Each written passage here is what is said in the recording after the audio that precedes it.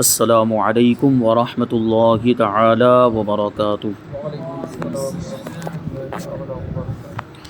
نحمده ونصلی ونسلم علی رسولہ الکریم، اما بعد فاعوذ باللہ من الشیطان الرجیم، بسم اللہ الرحمن الرحیم۔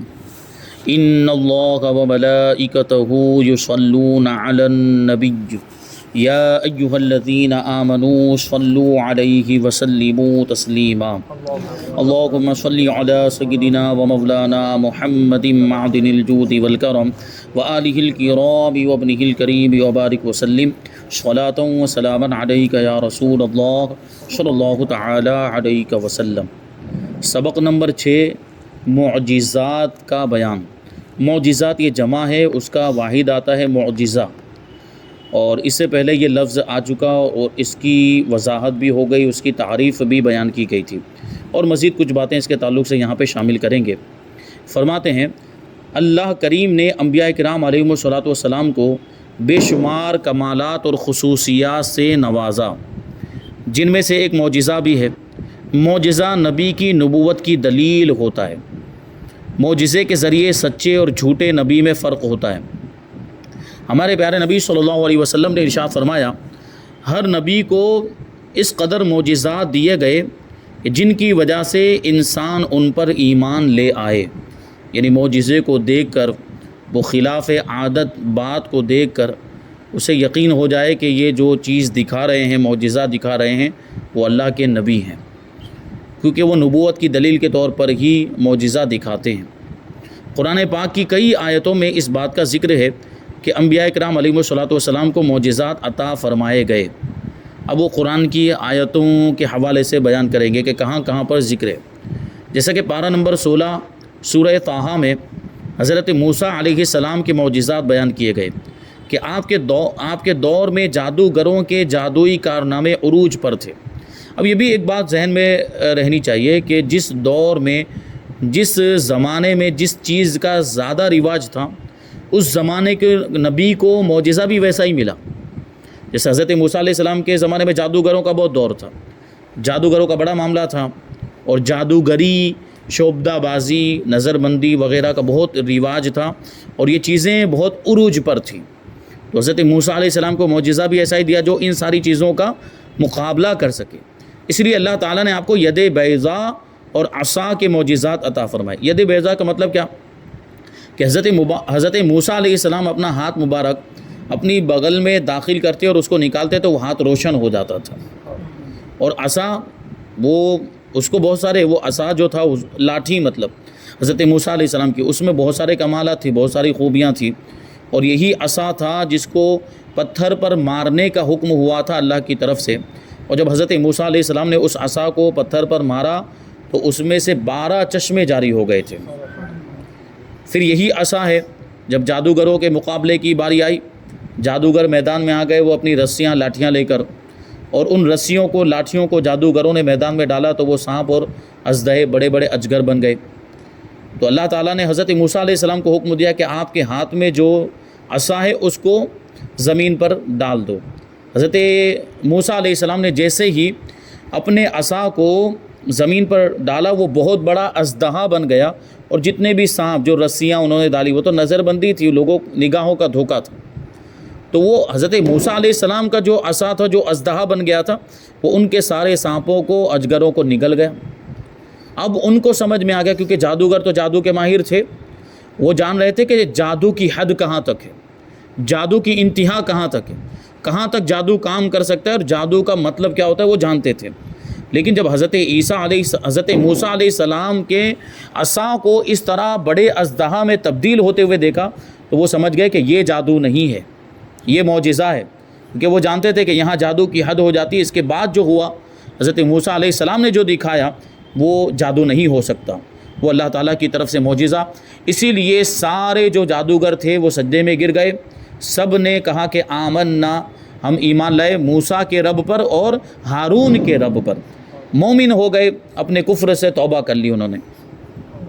تو معجزہ ہوتا ہی اس لیے، تو انہوں نے حضرت موسیٰ علیہ السلام کی نبوت کو تسلیم کیا حضرت موسیٰ علیہ السلام کے معجزے کو دیکھ کر۔ تو یہ معجزات حضرت موسیٰ علیہ السلام کو عطا فرمائے گئے، جن سے آپ نے جادوگروں پر ایسا غلبہ حاصل فرمایا کہ تمام جادوگر سجدے میں گر پڑے اور آپ پر ایمان لے آئے۔ اسی طرح پارہ 3 سورہ آل عمران آیت نمبر 49 میں حضرت عیسیٰ علیہ السلام کے معجزات بیان کیے گئے کہ آپ کے زمانے میں طبیبوں نے بڑی بڑی بیماریوں کا علاج کر کے انسانوں کو متاثر کیا۔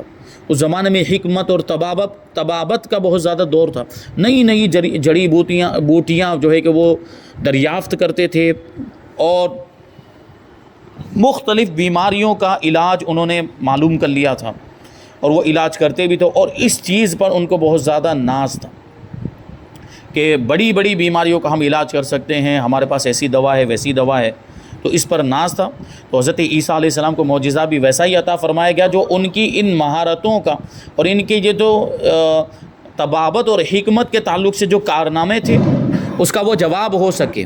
تو حضرت عیسیٰ علیہ السلام کو کیا معجزہ دیا؟ اللہ تبارک و تعالیٰ نے حضرت عیسیٰ علیہ السلام کو مادر ذات اندھوں کوڑ کے مریضوں کو شفا دینے اور مردوں کو زندہ کر دینے کا معجزہ عطا فرمایا کہ حضرت عیسیٰ علیہ السلام جو مادر ذات اندھے یعنی ماں کے پیٹ سے اندھے پیدا ہوتے تھے ان کو وہ اچھا کر دیتے تھے، اور کوڑ کی بیماری والوں کو بھی وہ اچھا کر دیتے تھے۔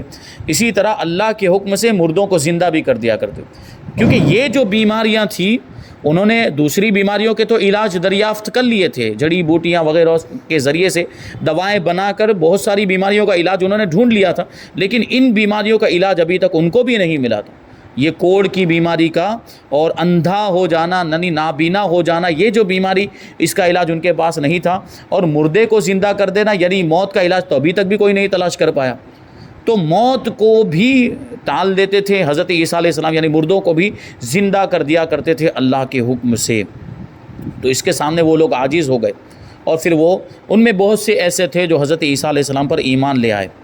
اسی طرح پارہ نمبر 8 سورہ اعراف آیت نمبر 73 میں حضرت صالح علیہ السلام کا معجزہ بیان کیا گیا کہ جب قوم سمود کو ایمان لانے کی دعوت دی حضرت صالح علیہ السلام نے، تو انہوں نے آپ علیہ السلام سے ایسی انوکھی اونٹنی کا مطالبہ کیا جو ابھی تک پیدا نہ ہوئی ہو بلکہ پہاڑ سے نکلی ہو۔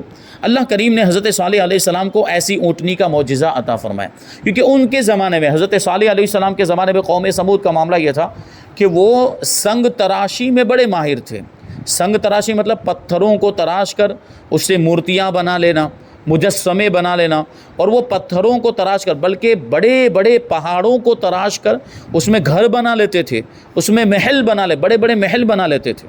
یہ قوم سمود کے آثار ابھی بھی ملتے ہیں، وہ آپ ویڈیو وغیرہ میں یوٹیوب وغیرہ پہ دیکھ سکتے ہیں۔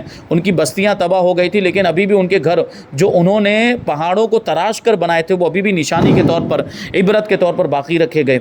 تو یہ اس فن میں بڑے ماہر تھے، سنگ تراشی میں بہت زیادہ مہارت رکھتے تھے۔ تو دیکھیے حضرت صالح علیہ السلام کو بھی معجزہ ایسا ہی عطا فرمایا گیا کہ آپ نے پہاڑ کی طرف اشارہ کیا تو اس پہاڑ میں سے وہ اونٹنی نکلی تھی، وہ اونٹنی پہاڑ میں سے آئی۔ پھر وہ حضرت صالح علیہ السلام کا معجزہ دیکھ کر بہت سے لوگ ایمان لائے، بہت سے لوگ پھر بھی منکر ہو گئے۔ بہرحال یہ معجزہ دیکھیں حضرت صالح علیہ السلام کو عطا ہوا۔ اسی طرح ہمارے پیارے نبی صلی اللہ علیہ وسلم چونکہ تمام نبیوں میں سب سے افضل ہیں، اس لیے اللہ کریم نے آپ صلی اللہ علیہ وسلم کو پہلے انبیاء کرام علیہ السلام کے تمام معجزات عطا فرمائے، اور بے شمار ایسے معجزات بھی عطا فرمائے جو کسی نبی اور رسول کو عطا نہیں کیے گئے۔ حضور کو ایسے معجزات بھی ملے جیسے معراج شریف کا معجزہ، یہ کسی نبی کو نہیں ملا، یہ ہمارے آقا کی خصوصیت کہ آپ کو معراج کرائی گئی، اللہ نے اپنی بارگاہ میں بلایا اور اپنا دیدار کرایا۔ چاند کے 2 ٹکڑے کرنا یہ بھی حضور کی خصوصیت۔ رسول اکرم صلی اللہ علیہ وسلم کے یہ مشہور معجزات ہیں۔ ہمارے پیارے نبی صلی اللہ علیہ وسلم کا سب سے بڑا معجزہ قرآن مجید ہے، کیونکہ رسول پاک صلی اللہ علیہ وسلم کے دوسرے معجزات تو اپنے وقت پر ظاہر ہوئے اور آپ صلی اللہ علیہ وسلم کے زمانے ہی کے لوگوں نے وہ معجزات ملاحظہ کیے، وہ دیکھے، اور وہ مخصوص وقت کے لیے تھے۔ مگر قرآن مجید حضور پاک صلی اللہ علیہ وسلم کا قیامت تک باقی رہنے والا معجزہ ہے۔ قرآن مجید قیامت تک باقی رہے گا اور یہ لوگوں کو چیلنج دیتا رہے گا، اور یہ معجزانہ شان قرآن مجید کی قیامت تک باقی رہے گی۔ اب سوال یہ کہ معجزہ کسے کہتے ہیں؟ جواب، وہ عجیب و غریب کام جو عام طور پر یعنی عادتاً ناممکن ہو، اور ایسی باتیں اگر نبوت کا دعویٰ کرنے والے سے اس کی تائید میں یعنی اس کی موافقت میں، اس کے سپورٹ میں ظاہر ہو، تو ان چیزوں کو معجزہ کہتے ہیں۔ اور معجزہ کا مطلب یہ ہوتا ہے عاجز کر دینے والا، عقل کو عاجز کر دینے والی چیز جو عقل میں نہ آ سکے، جو جہاں تک عقل کی رسائی نہ ہو، عقل کی پہنچ ہی نہ ہو، عقل کے خلاف ہو، عادت کے خلاف ہو، یعنی عام طور پر ایسا ہوتا نہ ہو۔ جیسے وہی چیزیں چاند کو 2 ٹکڑے کر دینا، یہ عادت کے خلاف ہے، عام طور پر کوئی کر نہیں سکتا، عادتاً ناممکن ہے، لیکن نبی ایسا کر کے دکھاتا ہے اپنی نبوت کی دلیل کے طور پر۔ جیسے حضرت موسیٰ علیہ السلام کا عصا کا اژدہا بن جانا، حضرت سلیمان علیہ السلام کا میلوں دور سے چیونٹی کی آواز کو سن لینا۔ چیونٹی یعنی کیڑی یہاں موجود ہو، ہمیں پہلے تو پتہ ہی نہیں چل پائے گا کہ وہ بات کر بھی رہی ہے کہ نہیں کر رہی ہے، وہی نہیں پتہ چل پائے گا، تو اس کی آواز کو سننا تو دور درکنار۔ حضرت سلیمان علیہ السلام نے اس کی آواز کو سن بھی لیا، اور وہ کیا باتیں کر رہی ہیں اس کو سمجھ بھی لیا، ان کی بولی کو بھی سمجھ لیا۔ سن لینا ایک الگ چیز ہو سکتا ہے، جیسے دوسرے جانوروں کی آواز ہم سن لیتے ہیں، لیکن وہ کیا بات کر رہے ہیں وہ سمجھ نہیں پائیں گے ہم، لیکن حضرت سلیمان علیہ السلام نے چیونٹی کی آواز کو سنا تو صحیح، اور آپس میں جو باتیں کر رہی تھی ان کی بولی کو بھی سمجھ لیا۔ وہ ایک بڑا واقعہ ہے لمبا۔ چیونٹیوں نے کہا تھا کہ جلدی جلدی، وہ چیونٹیوں کی جو سردار تھی اس نے اپنی جو ماتحت چیونٹیاں تھیں ان کو کہا تھا کہ جلدی جلدی اپنے بلوں میں داخل ہو جاؤ کہ سلیمان علیہ السلام کا لشکر آ رہا ہے، کہیں تم کو وہ کچل نہ دے۔ تو یہ بات جو تھی وہ حضرت سلیمان علیہ السلام نے سن بھی لی اور مسکرائے بھی تھے۔ فتبسم ضاحکا، قرآن مجید کے اندر یہ آیا۔ تو یہ بھی حضرت سلیمان علیہ السلام کا معجزہ کہ آپ کی سماعت دیکھیں۔ حضرت داؤد علیہ السلام کے ہاتھ میں لوہے کا موم کی طرح نرم ہو جانا، آپ لوہے کو پکڑتے تھے تو وہ بالکل موم کی طرح نرم ہو جاتا، پھر اس کو آپ جو چاہے وہ بنا لیتے تھے، ڈھال بنا لیتے، تلوار بنا لیتے تھے، یہ بھی معجزہ۔ حضرت عیسیٰ علیہ السلام کا مردوں کو زندہ کر دینا، اور ہمارے پیارے آقا صلی اللہ علیہ وسلم کا ڈوبے ہوئے سورج کو واپس لوٹا دینا اور چاند کے 2 ٹکڑے کر دینا، یہ معجزات ہیں۔ سوال، کیا کوئی نبوت کا جھوٹا دعویٰ کر کے معجزہ نہیں دکھا سکتا؟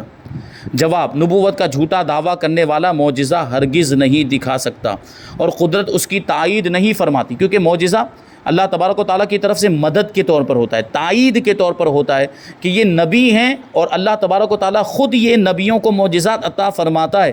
اور جو جھوٹا دعویٰ کرنے والا ہے، ظاہر سی بات ہے اللہ تبارک و تعالیٰ اس کو معجزہ عطا نہیں فرماتا۔ اب اگر ایسی کوئی بات اگر ظاہر ہو بھی تو اس کو جادو کہا جائے گا، شعبدہ بازی کہا جائے گا، نظر بندی، نگاہوں کا دھوکہ کہا جائے گا، ورنہ وہ معجزہ دکھا ہی نہیں سکتا۔ جو جھوٹا دعوے دار کے اس کو معجزہ عطا ہو ہی نہیں سکتا، کیونکہ معجزہ تو نبی کو ملتا ہو، یہ تو نبی ہے ہی نہیں، جھوٹا دعوے دار کے۔ معراج کے معجزے کے بارے میں کچھ بتائیے، آگے یہ سوال ہے، تو اس کا جواب ہے کہ حضور پاک صلی اللہ علیہ وسلم رات کے تھوڑے سے حصے میں مکہ معظمہ سے بیت المقدس تشریف لے گئے، وہاں انبیاء کرام علیہم الصلوۃ والسلام کی امامت فرمائی، بیت المقدس سے آسمانوں پر تشریف لے گئے، اللہ پاک کے قرب کا وہ مرتبہ پایا کہ کبھی کسی انسان یا فرشتے، نبی یا رسول نے نہ پایا تھا۔ خداوند عالم کا جمال پاک اپنی مبارک آنکھوں سے دیکھا، کلام الہی سنا، اللہ تعالیٰ سے گفتگو فرمائی، آسمان و زمین کے تمام ملک ملاحظہ فرمائے، یعنی آسمان و زمین میں جو بھی اللہ تعالیٰ کی سلطنتیں اور جو بھی اللہ تعالیٰ کی مخلوقات ہیں سب کو حضور نے ملاحظہ فرمایا، یعنی دیکھے، جنتوں کی سیر کی، دوزخ کا معائنہ کیا، یعنی اپنی آنکھوں سے دیکھا، مکہ معظمہ سے بیت المقدس تک راستے میں جو قافلے ملے تھے صبح کو ان کے حالات بیان فرمائے، یعنی جو کچھ بھی دیکھا تھا حضور پاک صلی اللہ علیہ وسلم نے سب لوگوں کے سامنے بیان بھی کیا۔ سوال، کیا نبی کے علاوہ بھی کسی سے معجزہ ظاہر ہو سکتا ہے؟ جواب، نہیں، معجزہ صرف نبی کے ساتھ ہی خاص ہے۔ اب کسی اور سے، کسی کافر سے یا کسی اور جو غیر نبی سے اگر ایسی بات صادر ہو بھی تو وہ معجزہ نہیں ہو سکتا، وہ جادو ہوگا یا کوئی اور چیز ہوگی۔ سوال، معجزہ اور کرامت میں کیا فرق ہے؟ جواب، وہ عجیب و غریب کام جو عادتاً ناممکن ہو، جسے نبی اپنی نبوت کے ثبوت میں پیش کرے اور اس سے منکرین عاجز ہو جائیں، یعنی اس کا جواب ان کے پاس نہ ہو، ان سے اس کا جواب نہ بن پڑے، وہ معجزہ ہے۔ اور ولی سے اگر ایسی بات ظاہر ہو تو اس کو کرامت کہا جاتا ہے۔ اور یہ بات بھی ذہن میں رہے کہ کرامت یہ نبی کے صدقے میں ہی ولی کو ملتی ہے، ولی کو عطا ہوتی ہے۔ یہ نبی کا ہی صدقہ ہوتا ہے، نبی کے واسطے سے، نبی کے وسیلے سے یہ ولیوں کو جو ہے کہ کرامتیں جو بھی ملتی ہیں، اور یہ کرامتیں نبی کے معجزہ کا ہی مظہر ہوتی ہیں۔ اب آگے ہے سبق نمبر 7، نورانیت مصطفیٰ اور بشریت مصطفیٰ۔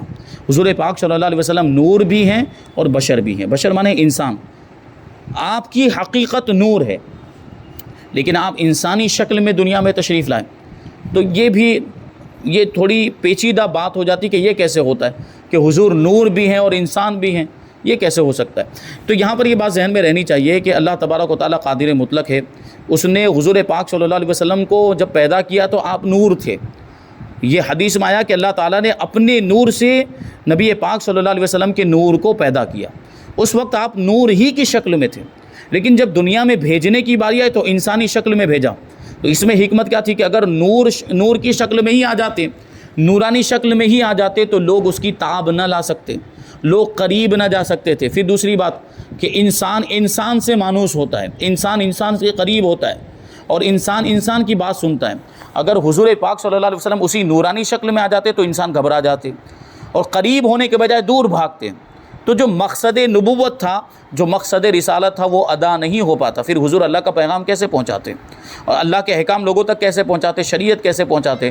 تو اس لیے ضروری تھا کہ انسانی شکل میں بھیجا جائے تاکہ لوگ قریب ہوں، انسان قریب ہوں۔ تو یہ حکمت تھی۔ بیان کرتے ہیں کہ اللہ کریم نے نبی رحمت شفیع امت صلی اللہ علیہ وسلم کو جہاں بے مثال بشر ہونے کا شرف عطا فرمایا، وہیں حسی اور معنوی نورانیت سے بھی نوازا۔ اب دیکھیں یہاں پہ حسی کا مطلب کیا کہ حضور نور ہیں تو اس نور کو محسوس بھی کیا جا سکتا ہے، اور معنوی نور بھی عطا کیا کا مطلب کیا، باطنی نور، روحانی نور بھی عطا فرمایا۔ دونوں طرح کا نور اللہ تبارک و تعالیٰ نے آپ کو عطا فرمایا۔ حکیم الامت مفتی احمد یارخان نعیمی رحمۃ اللہ تعالی علیہ فرماتے ہیں کہ حضور پاک صلی اللہ علیہ وسلم بشر بھی ہیں اور نور بھی ہیں، یعنی نورانی بشر ہیں، نور والے بشر ہیں۔ ظاہری جسم شریف بشر ہے اور حقیقت نور ہے۔ آگے سوال ہے کہ مخلوق میں سب سے پہلے کس چیز کی تخلیق ہوئی، یعنی اللہ تعالیٰ نے سب سے پہلے کس چیز کو پیدا فرمایا؟ جواب، حضرت سیدنا جابر ابن عبداللہ انصاری رضی اللہ تعالیٰ عنہ فرماتے کہ میں نے عرض کیا یا رسول اللہ صلی اللہ تعالیٰ علیہ وسلم، میرے ماں باپ آپ پر قربان ہو جائیں کہ مجھے بتائیں کہ سب سے پہلے اللہ کریم نے کیا چیز بنائی؟ تو حضور پاک صلی اللہ علیہ وسلم نے ارشاد فرمایا، اے جابر، بے شک بالیقین اللہ کریم نے تمام مخلوقات سے پہلے تیرے نبی کا نور اپنے نور سے پیدا فرمایا۔ کیا مطلب ہوا کہ اولین مخلوق حضور پاک صلی اللہ علیہ وسلم کا نور ہے، یعنی دنیا میں آنے کے اعتبار سے حضور پاک صلی اللہ علیہ وسلم سب سے آخری نبی ہیں، لیکن ویسے دیکھیں پیدائش کے اعتبار سے، تخلیق کے اعتبار سے تو حضور پاک صلی اللہ علیہ وسلم سب سے پہلی مخلوق ہیں۔ سب سے پہلے اللہ تبارک و تعالیٰ نے ہمارے نبی کے نور کو پیدا کیا۔ اسی وجہ سے حضور کے جو صفاتی نام ہیں اس میں اول بھی آتا ہے اور آخر بھی آتا ہے۔ آخر مطلب آخری نبی ہیں، اور اول مطلب سب سے پہلی مخلوق ہے حضور پاک صلی اللہ علیہ وسلم، کیونکہ آپ کے نور کو اللہ تعالیٰ نے سب سے پہلے پیدا فرمایا، اور پھر یہ نور منتقل ہوتا رہا۔ واقعات کا بڑا سلسلہ ہے۔ یہ نور اللہ تبارک و تعالیٰ نے حضرت آدم علیہ السلام کی پیشانی میں عطا فرمایا، تبھی تو فرشتوں کو حکم دیا کہ سجدہ کریں آدم کو، اور پھر یہ نور حضرت آدم سے منتقل ہوتا ہوا حضرت شیش کی طرف پہنچا، پھر وہ سارے انبیاء کرام اور جو آپ کے آبا و اجداد، تو آپ کے آبا کی پشتوں میں یہ نور رہا، اور پھر آپ کی امہات یعنی مقدس ماؤں کے رحموں میں رہا، اور منتقل ہوتا ہوا یہ حضرت عبداللہ تک پہنچا، یہاں تک کہ حضرت آمنہ رضی اللہ تعالی عنہا کے شکم مبارک میں یہ نور منتقل ہوا۔ پھر وہاں سے ظاہری طور پر حضور پاک صلی اللہ علیہ وسلم دنیا میں تشریف لائے۔ سوال، نور و بشر ہونے کے اعتبار سے سرکار مدینہ صلی اللہ علیہ وسلم کے بارے میں ہمارا عقیدہ کیا ہے کہ حضور نور بھی ہیں اور بشر بھی ہیں؟ جواب، نور و بشر ہونے کے اعتبار سے سرکار مدینہ صلی اللہ علیہ وسلم کے بارے میں ہمارا عقیدہ یہ ہے کہ ہمارے آقا صلی اللہ علیہ وسلم نور بھی ہیں اور بشر بھی ہیں، یعنی حقیقت کے اعتبار سے تو نور ہیں لیکن صورت کے اعتبار سے بے مثل بشر ہیں، انسان ہیں لیکن ان کے جیسا کوئی انسان ہی نہیں ہے، وہ بے مثل و بے مثال ہیں۔ اعلیٰ حضرت رضی اللہ تعالیٰ عنہ کیا فرماتے ہیں کہ انسان نہیں انسان، وہ انسان ہے۔ کیا وہ پہلا مصرع، اللہ کی سرتا بقدم شان ہے، یہ سر سے لے کر پاؤں تک یہ اللہ کی شان ہے کہ ان کو دیکھو تو اللہ کی قدرت یاد آ جائے، ان کو دیکھو تو اللہ تبارک و تعالیٰ کی حکمت یاد آ جائے، تو یہ اللہ تعالیٰ کی شان ہے۔ اور پھر کیا فرماتے ہیں؟ انسان نہیں، انسان وہ انسان ہے، اللہ کی سرتابہ قدم شان ہے، یہ انسان نہیں، انسان وہ انسان ہے، یعنی انسان تو ہے لیکن ان کے جیسا دوسرا کوئی انسان ہی نہیں۔ قرآن تو ایمان بتاتا ہے انہیں، لیکن ایمان یہ کہتا ہے میری جان گئی ہے، یعنی ایمان کی بھی جان گئی۔ آگے سوال یہ ہے کہ کیا سرکار مدینہ صلی اللہ علیہ وسلم کا نور ہونا قرآن پاک سے ثابت ہے؟ تو جواب ہے کہ جی ہاں، حضور پاک صلی اللہ علیہ وسلم کا نور ہونا قرآن پاک سے ثابت ہے۔ چنانچہ پارہ 6 سورہ مائدہ کی آیت نمبر 15 میں اللہ تبارک و تعالیٰ ارشاد فرماتا ہے، قد جاءکم من اللہ نور و کتاب مبین، بے شک تمہارے پاس اللہ کی طرف سے ایک نور آیا اور روشن کتاب آئی۔ اب روشن کتاب سے تو قرآن مجید مراد ہے، اور یہاں جو نور فرمائے کہ نور آیا، اس سے حضور پاک صلی اللہ علیہ وسلم کی ذات بابرکات مراد ہے۔ اسی کو کہتے ہیں کہ تفسیر روح المعانی میں اس آیت کے تحت لکھا ہے کہ یعنی نور عظیم، عظمت والا نور، اور وہ نوروں کا نور نبی مختار صلی اللہ علیہ وسلم ہے، کہ سب کو روشنی جس نور سے ملی ہے وہ ہمارے آقا کا نور ہے، یہاں حضور پاک صلی اللہ علیہ وسلم کی ذات مراد ہے۔ اور فتاوی رضویہ شریف میں ہے کہ علماء فرماتے کہ یہاں نور سے مراد محمد صلی اللہ علیہ وسلم ہے۔ تو یہاں پر یہ کچھ باتیں حضور پاک صلی اللہ علیہ وسلم کی نورانیت کے تعلق سے عرض کی گئی، حضور کی بشریت کے تعلق سے بھی کچھ باتیں بیان کی۔ اب اور بھی بہت ساری چیزیں ہیں کہ حضور پاک صلی اللہ علیہ وسلم نے بھی کیا اپنے نور ہونے کا ذکر کیا ہے حدیثوں میں، قرآن میں تو آیا، قرآن کی اس آیت میں مفسرین نے فرمایا کہ یہاں نور سے حضور کی ذات مراد ہے، تو کیا خود بھی حضور نے بھی اپنے نور ہونے کا ذکر کیا ہے؟ پھر صحابہ کرام بھی کیا یہ عقیدہ رکھتے تھے، حضور کی نورانیت کا عقیدہ رکھتے تھے؟ تو صحابہ کرام کے اقوال سے بھی اس کو ثابت کریں گے۔ اور بزرگوں کا کیا عقیدہ تھا حضور پاک صلی اللہ علیہ وسلم کی نورانیت کے بارے میں؟ اور سب سے اہم سوال کہ کیا یہ ممکن ہے کہ ایک ہی شخص ہو، وہ نور بھی ہو، ایک ہی ذات، وہ نور بھی اور بشر بھی ہو، کیا یہ ممکن ہے؟ تو اس کو بھی ثابت کریں گے انشاءاللہ تبارک و تعالیٰ۔ اللہ تبارک و تعالیٰ کی بارگاہ میں دعا ہے کہ جو کچھ بھی بیان ہوا اس پر ہم سب کو عمل کرنے کی توفیق عطا فرمائے۔ وما علینا الا البلاغ۔ السلام علیکم۔